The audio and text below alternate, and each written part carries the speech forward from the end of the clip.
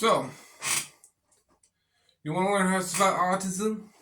If you want to survive autism, the horrendous years of your life, which is about your teenage years.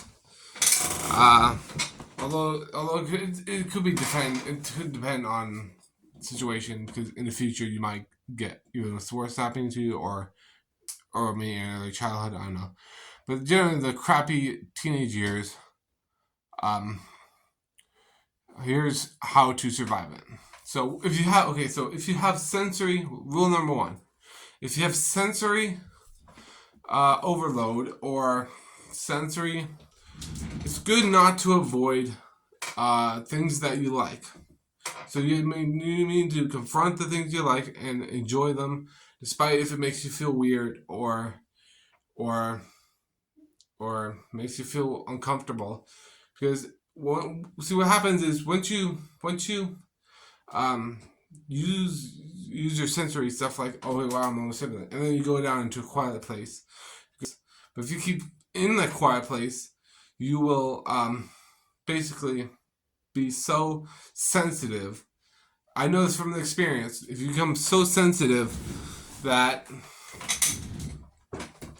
super sensitive, you become more sensitive. You will become more sensitive if you hide away from sensory stimulation. So you have to be confronting and actually push yourself to do even more of the stuff than you did last time. Although it's okay to take a break once in a while, that's not bad. So that's one thing. So what about anxiety? Like social situations and stuff like that. The way to survive that is, at least for me, is journal out your thoughts.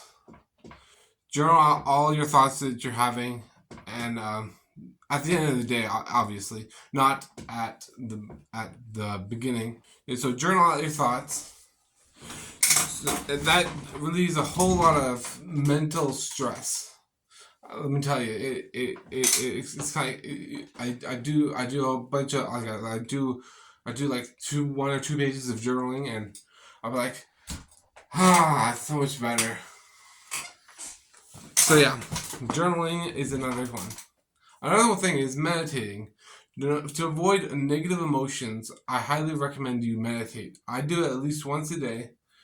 Sometimes I skip a day or two, but important thing is you keep up with a routine, like at least once a day. Meditate for 5 minutes. Just focus on your breathing.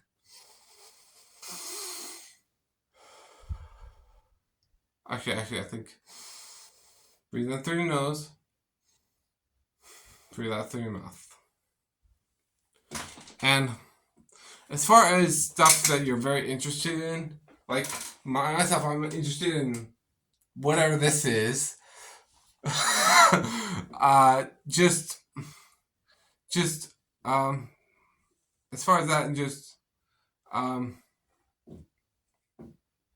just don't be shy what you're talking about. Yeah. So those are my tips. But let's see. Another thing to avoid burnout, I suggest you to take a break. Just take a break from whatever is happening. Because it's okay to take a break, but if you're working, if you want to find a job, my suggestion is to be self-employed, because that brings a lot more personal choice as far as how things are wanting to run. I mean, you could choose a regular 9 to 5 if you want to, but from my experience, I think self-employment is the future. So yeah.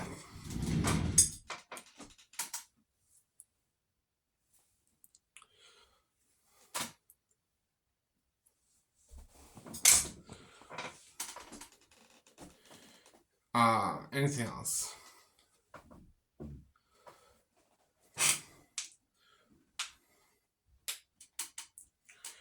you know, I also wanted to just find something that really you're passionate about and go do it.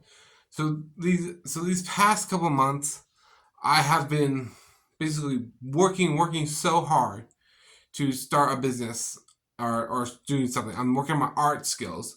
I'm really trying to draw. I'll show you. I'll show you some of the pictures I drew. Yeah, here's some of the pictures I drew. And I post them on Instagram. You can follow in the link in the description. But yeah. Um, find out whatever works for you. But those are my suggestions. And I'll see y'all guys later. Bye bye.